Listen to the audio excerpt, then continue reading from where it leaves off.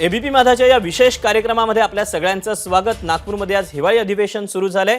आजचा दिवस कुठल्या मुद्द्यांवरून गाजला हे जाणून घेण्यासाठी थेट जाऊया नागपूरला आमचे प्रतिनिधी राहुल कुलकर्णी यांच्याकडे। राहुल, नमस्कार, मी राहुल कुलकर्णी। आजचा अजेंडा कुणाचा झेंडा या विशेष कार्यक्रमामध्ये मी नागपूरमधून महाराष्ट्राचं स्वागत करतो। नैतिक आणि अनैतिक असे प्रश्न सुद्धा कोणाच्या मनात उपस्थित होऊ नयेत असं सध्या महाराष्ट्राचं राजकारण आहे। गेल्या 2 दिवसात एक माहिती अशी आली की महाराष्ट्राचे माजी गृहमंत्री श्री अनिल देशमुख हे सुद्धा या सरकारमध्ये सहभागी होणार होते, परंतु भारतीय जनता पार्टीने ऐन वेळेला आक्षेप घेतला म्हणून ते मंत्री होऊ शकले नाहीत। हा गौप्यस्फोट खुद्द अजित पवार यांच्या गटाकडून करण्यात आला व त्याला प्रत्युत्तर मिळालं। नैतिक आणि अनैतिकचा मुद्दा जो आहे तो आज सभागृहामध्ये आपल्याला दिसला। ज्यावेळेला श्री देवेंद्र फडणवीस हे महाराष्ट्र राज्याचे विरोधी पक्षनेते होते, त्यांनी एक मुद्दा उपस्थित केला की नवाब मलिक यांचे देशाच्या विरोधात काम करणाऱ्या मंडळींशी संबंध आहेत आणि त्यांच्या विरोधात मग सभागृहात जे झालं त्यांना अटक वगैरे झाली। आता ते ऐन वेळेला या हिवाळी अधिवेशनामध्ये उपस्थित राहण्यासाठी नागपूरमध्ये काल रात्री आले। प्रश्न होता की ते कुणाच्या बाजूचे आहेत। निलेश माझ्यासोबत आहे। निलेश, त्यांना कालपासून तू फॉलो करत आहेस। मी नैतिक अनैतिकतेच्या मुद्द्यावरती तर श्री अभय देशपांडे यांच्यावर चर्चा करेनच, तुझ्याकडे खूप इंटरेस्टिंग माहिती आहे की त्यांच्याजवळ एक चार्ट पण होता। ज्या पद्धतीनं काल नवाब मलिक रात्री 10:30-11 वाजता नागपूर शहरामध्ये दाखल झाले आणि त्यानंतर आज ते या अधिवेशनाच्या कार्यकाळात सहभागी होणार अशा पद्धतीच्या माहितीवर शिक्कामोर्तब झाला। प्रामुख्यानं आजच्या या शिबिराच्या आजच्या अधिवेशनाच्या निमित्तानं ते नेमके कुठं बसणार ही मोठ्या प्रमाणात चार्ट त्यांच्या हातात होता। या संदर्भात जी माहिती मिळते, विश्वसनीय सूत्रांची जी माहिती मिळते त्यानुसार नवाब मलिकांना ऑलरेडी या ठिकाणी जो सदस्यांना बसण्यासाठीचा जो चार्ट आहे तो चार्ट देखील पाहिला होता आणि प्रामुख्यानं त्याच्यामध्ये एक गोष्ट त्यांच्या निदर्शनात आली की ज्या ठिकाणी त्यांची व्यवस्था करण्यात आलेली आहे ती सत्ताधारी आमदारांच्या अगदी मागच्या बाजूला आहे। म्हणजे उपमुख्यमंत्री अजित पवार जिथं बसतात त्यानंतर मागच्या बाजूची जी रांग आहे त्या रांगेमध्येच 49व्या नंबरवर ते बसणार होते अशा पद्धतीची देखील माहिती। पुढे अजित पवार बसणार होते, मागं नवाब मलिक स्वतः त्या ठिकाणी बसणार होते आणि कुठेतरी या निमित्तानं नवाब मलिक अजित पवार गटात तर नाही ना या बाबीवर शिक्कामोर्तब होताना पाहायला मिळत होतं।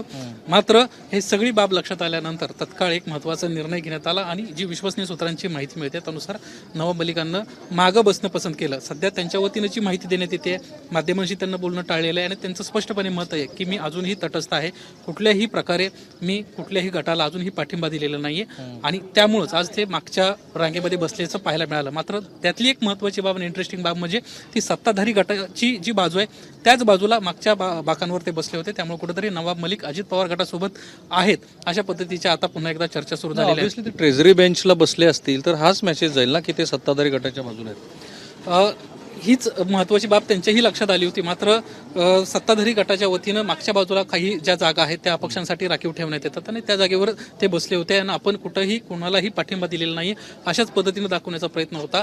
आपण अजूनही कुठल्याही गटाला पाठिंबा दिलेला नाही अशा पद्धतीचं त्यांचं म्हणणं होतं। आणखीन एक इंटरेस्टिंग बाब अशी आहे की खरं तर निवडणूक आयोगामध्ये हा सगळा विषय सुरू असताना 42 आमदार अजित पवार गटासोबत आहेत आणि 43वा एक आमदार देखील त्यांच्यासोबत आहेत, त्यांना पाठिंबा दिलाय अशा पद्धतीचे एक प्रचंड तुला सूचित करायचं नाही नवाब मलिक कुठेतरी राजकीय वर्तुळात जी चर्चा होती त्यानुसार नवाब मलिकांना यापूर्वीच आपलं प्रतिज्ञापत्र जे आहे ते अजित पवार गटाला सादर केलं होतं आणि त्यामुळेच जी माहिती निवडणूक आयोगामध्ये दाखल करण्यात आली देण्यात आली त्यामध्ये स्पष्ट करण्यात आलं होतं की 43 आमदारांना अजित पवार गटाला पाठिंबा दिलेला आहे आणि त्याचाच एक भाग म्हणून आता नवाब मलिक ज्यावेळेस या अधिवेशनामध्ये सहभागी झाले त्यानंतर आज संपूर्ण महाराष्ट्रानं पाहिलं की नवाब मलिकांची जी बसण्याची जागा होती ती नेमकी कुठं होती आणि त्यानंतर ते बसले कुठं।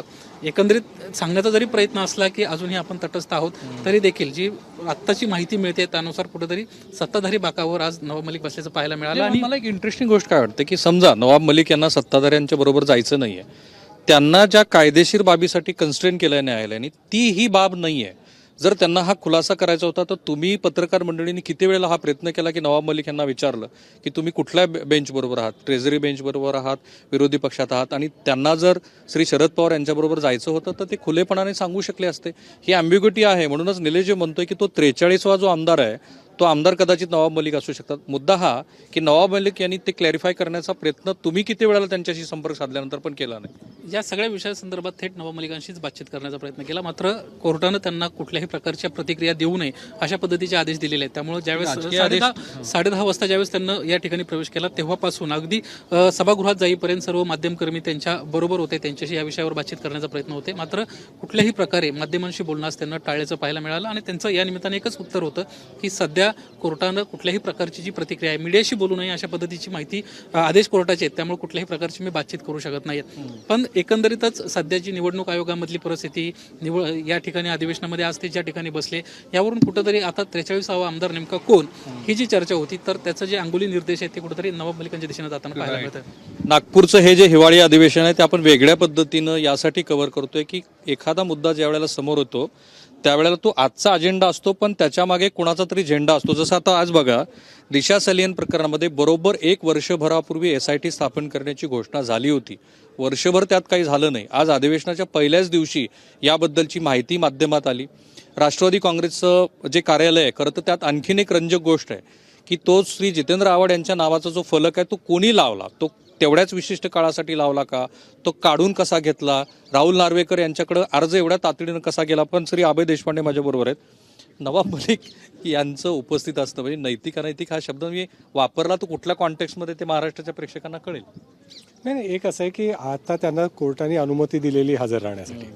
आता राजकीय दृष्ट्या आपण आता काय भूमिका घ्यायची, आपण कुठल्या गटाबरोबर आहोत त्या संदर्भात त्यांनी जी संदिग्धता आहे ती कायम ठेवलेली आहे. आज एक निश्चित आहे की सभागृहामध्ये ते ट्रेझरी बेंचेसवर जरी बसले, ते जरी साईडला बसले तरी त्यांच्यासाठी नियोजित केलेली जी जागा होती तिथे बसले नाही. ही नियोजित जागा कोणी दिली होती, तर पक्षाच्या सूचनेने बसणार असेल. ही पक्षाची सूचना कुणाची ऐकली गेली होती, याचा अर्थ स्पष्ट आहे की अजित पवार यांच्या गटाकडून जे पत्र गेलं असेल त्यानुसार ते जागेचं अलॉटमेंट झालेली असणार. ही स्पष्ट असताना त्यांनी ते करणं टाळलंय. याचा अर्थ त्यांना आता संदिग्ध भूमिका घ्यायची असं दिसतंय. आणि त्यांनी का घेऊ नये, जर नेतेच अजून स्पष्ट भूमिका घ्यायला तयार नाहीत तर त्यांनी का घेऊ नये. परवा राष्ट्रवादीच्या लोकांना विचारलं आम्ही की तुम्ही कार्यालय कुठलं मागितलं, तर ते म्हणले आमचा पक्ष फुटलेलाच नाही आहे, आम्ही एकत्रच आहोत अजून, त्याच्यामुळे मूळ कार्यालय आमच्याकडेच आहे, मूळ पक्ष आम्हीच आहोत. अशा वेळेस जर नेत्यांकडूनच जेव्हा कॉन्ट्राडिक्टरी उदाहरणं येतात, निवडणूक आयोगातली भूमिका एक वेगळी, व्यासपीठावरची भूमिका वेगळी, अशा वेळी जे लोक अडचणी येत आहेत ते जर निसंदिग्ध भूमिका घेतील असं अपेक्षा करणे, तर मला वाटतं तेच चुकीचं होईल. पण मग नवाब मलिक यांचं अजित पवार त्यांनी भूमिका स्पष्ट केलेली नाही आहे, पण तो जो तराजू आहे तो अजूनही कुठल्या दिशेला पारडं, तसं अजित पवार गटाचं पारडं जड आहे असं दिसतं. जसं निलेश म्हणाला की तो 43वा आमदार हे नवाब मलिक असू शकतात, ती प्रॉबिबिलिटी तुम्हाला किती दिसते? त्याचं कारण पण आहे की अनिल देशमुख हे सुद्धा ह्या सरकारमध्ये सहभागी होणार होते, याचा गौप्यस्फोट त्यांनी केला, त्याला त्यांनी काउंटर केलेलं. त्यामुळं अशी कुठलीच गोष्ट शिल्लक राहत नाही की जे अजित पवार गटांना नवाब मलिक हे जेलमध्ये गेले म्हणून आपल्यासोबत घ्यायचे नाही. नाही, असं नाही दिसत आहे. कारण सुरुवातीला ज्या दिवशी पहिली बैठक झाली शपथविधीच्या आधी, त्याच्या आधी काही लोकांची प्रतिज्ञापत्र घेतलेली होती. त्या प्रतिज्ञापत्रांमध्ये नेमके कोण कोण लोक आहेत आणि ती सगळी लोक आज अजित पवार बरोबर आहेत का, त्यातल्या काही लोकांनी बदल केला आहे? कारण तोपर्यंत त्याच्याबद्दलची स्पष्टता होत नाही. कारण अजूनही अजित पवार यांनी शो ऑफ स्ट्रेंथ समोर येऊन करण्याचं टाळलेलं आहे. त्याच्यामुळे ते स्पष्ट होणार नाही, तोपर्यंत या भूमिका स्पष्ट होणार नाहीत. परंतु जेव्हा निवडणूक आयोगापुढे हा विषय मांडावा लागेल, तिथे तुम्हाला डॉक्युमेंटल सगळे एव्हिडन्सेस द्यावे लागणार आहेत. तुमच्या बरोबर आमदार किती आहेत, तर 42, जसा जे निलेशने उल्लेख केला, 42 ॲफिडेव्हिट त्यांनी सबमिट केलेत आणि 43 आमच्याकडे आहे. तर ते ॲफिडेव्हिट कोणाचं आहे, ते ॲफिडेव्हिट यांच्या बाजूने दिलं आहे का? आणि समजा जर पक्षामधले आम्हीच ओरिजिनल पार्टी आहोत हा क्लेम जर मान्य झाला नाही, तर मग 2/3 म्हणजे कोणाकडे आहे ग्रुप, हा ज्यावेळेस विषय येईल तेव्हा मला वाटतं की शो ऑफ स्ट्रेंथ त्याचं महत्त्वाची ठरणार आहे. अशा वेळेस मला वाटतं की या सगळ्या गोष्टी काय ॲफिडेव्हिट दिले का त्याच्यासाठीच टाळलं जात आहे, या सगळ्या गोष्टी त्यावेळेस आपल्याला स्पष्ट. आणि दुसरी गोष्ट अशी आहे की आपण सत्ताधारी बेंचवरती असतो त्यावेळेला एक वेगळी भूमिका घेत असतो, ते महाराष्ट्रातल्या सर्व राजकीय पक्षांनी दाखवून दिलेलं आहे. विरोधी बेंचवरती बसतो त्यावेळेला आपली भूमिका बदललेली असते. बरं, ज्या वेळेला म्हणजे अगदी आत्ता मंत्रिमंडळामध्ये सहभागी असलेले जे एक मंत्री आहेत त्यांच्याबद्दलचे ज्या वेळेला प्रश्न विचारले गेले त्यावेळेला ते अत्यंत खुबीने भारतीय जनता पार्टीने टाळले. आत्तासुद्धा अनिल देशमुख यांच्या संदर्भातला खुलासा झाल्यानंतर त्याबद्दल भारतीय जनता पार्टीच्या कुठल्याही नेत्यांनी कुठलंही वक्तव्य केलेलं नाही आहे, ते डिनाय पण केलेलं नाही. आणि आत्ताच आज सभागृहामध्ये श्री देवेंद्र फडणवीस हे बोलताना असं म्हणाले की ज्या वेळेला नवाब मलिक हे जेलमध्ये गेलेले होते त्यावेळेला तुम्ही त्यांचा राजीनामा का नाही घेतला? म्हणजे सगळ्या गोष्टी सोयीच्या आहेत सगळ्या बाजूने. निश्चितपणे, कारण राजकारणातली आजची परिस्थिती अशी आहे की काल कोण काय बोललं होतं याचे जर आपण दाखले काढायला लागलो तर सत्तेत बसलेले म्हणजे 2 विरोधी पक्ष, म्हणजे मागच्या विधानसभेतला विरोधी पक्षनेते, या म्हणजे 2 विरोधी पक्षनेते ते या सरकारमध्ये आहेत. मागच्या ह्याच्यातले या विधानसभेतले विरोधी पक्षनेते सरकारमध्ये आहेत. त्यामुळे ते काय बोलले होते काल आणि आज याचा जर आपण आलेख मांडायला गेलं तर फार वेगवेगळे मला वाटतं गोष्टी पुढे येतील. पण एक निश्चित आहे की आज राजकीय सोयीने प्रत्येकजण आपली भूमिका घेत आहे. आज कायदेशीर दृष्टी एक छोटासा ब्रेक घेऊया. महाराष्ट्राच्या दृष्टीनं अत्यंत महत्त्वाच्या असलेल्या ज्या पुरवण्या मागण्या आज सभागृहामध्ये सादर झाल्या आहेत त्याबद्दलचे सुद्धा विस्तृत विवेचन आम्ही तुम्हाला दाखवणार आहोत. आजचा अजेंडा कुणाचा झेंडा या नागपूर विधानसभा अधिवेशनाच्या पार्श्वभूमीवरती एबीपी माझाच्या विशेष कार्यक्रमामध्ये आम्ही नागपूरमधून काही महत्त्वाचे मुद्दे तुमच्यासमोर घेऊन आलो. असं आहे की आपण आपल्या घराचं जेव्हा बजेट बांधतो तेव्हा किती खर्च होणार आहे आणि किती उत्पन्न होणार आहे याची अंदाज आपण बांधतच असतो. तसंच राज्याचं सुद्धा ज्या वेळेला बजेट आपण बांधतो त्यावेळेला महाराष्ट्रासमोर असं आपण म्हणतो की हा एवढा आम्ही खर्च करणार आहेत. मग असं असून सुद्धा महाराष्ट्रावरती इतकं मोठं कर्ज होतं कसं, अचानक एवढे खर्च कसे होतात आणि यातून निर्माण झालेले प्रश्न हे नेमके काय सुचवतात, या सगळ्या प्रश्नांची उत्तरं आम्ही महाराष्ट्र राज्याचे माजी मुख्यमंत्री श्री पृथ्वीराज चव्हाण यांच्याकडून घेतलेत. त्यांनी खूप तपशीलवार असं विवेचन केले. पाहूया. त्याच्या निमित्ताने अर्थविषयक चर्चा होत असेल तर ती फार चांगली गोष्ट आहे. कारण एरवी सभागृहात काय होतं ते आपण बघतो आणि त्यावेळेला श्री पृथ्वीराज चव्हाण आपल्यासोबत असतील तर खूप चांगली गोष्ट आहे. काल मला फार बरं वाटलं की विरोधी पक्षनेते असं म्हणाले की राज्यावरती 6.5 लाख कोटी रुपयाचं कर्ज आहे. अर्थमंत्री पुढे जाऊन म्हणाले की नाही ते तर कर्ज 7 लाख कोटी रुपयाचं कर्ज आहे. FRBM ऍक्ट 2003 जो आहे तो महाराष्ट्रात पाळला जातो. हे पण कर्ज असणं काही पर्सचे काही चुकीचं नाही, पण कर्जावर आपल्याला हप्ते फेडावे लागतात, व्याज द्यावं लागतं आणि हे अनुत्पादक खर्च असतो. त्यामुळं केंद्र सरकारनं आणि फायनान्स कमिशननी राज्याच्या GDPच्या किती टक्केवारीप्रमाणे कर्ज असले तरी ते धोकादायक नाही आहे असं एक निष्कर्ष काढलेला आहे, सांगितलेलं आहे. त्याच्या आत आपण आहोत. परंतु कर्ज वाढतं ही वस्तुस्थिती आहे. पण ते कर्ज उत्पादक कामाकरता वापरलं जातंय का अनुत्पादक कामाकरता वापरलं जातंय खरा प्रश्न आहे. तुमचं काय म्हणतो? निश्चितच ते अगदी चुकीच्या कामाकरता वापरलं जातंय.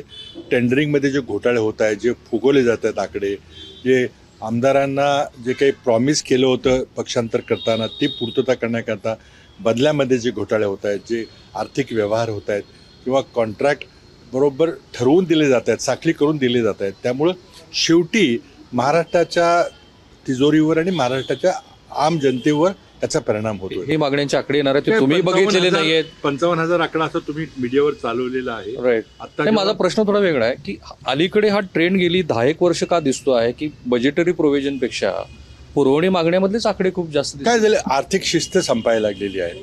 खरं म्हणजे जेव्हा विधिमंडळ जेव्हा सरकारला खर्च करायची परवानगी देते तेव्हा ज्या प्रकारे विस्तृत चर्चा झाली पाहिजे ती होत नाही.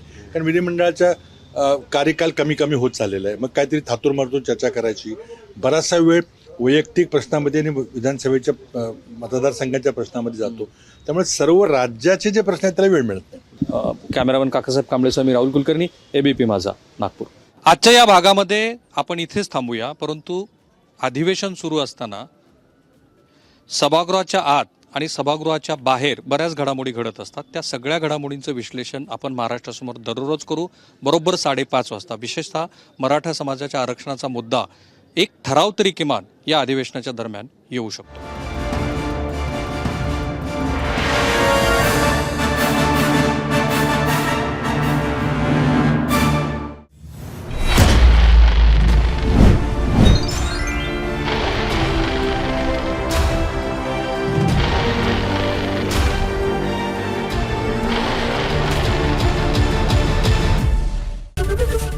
एबीपी माझा, उघडा डोळे बघा नीट.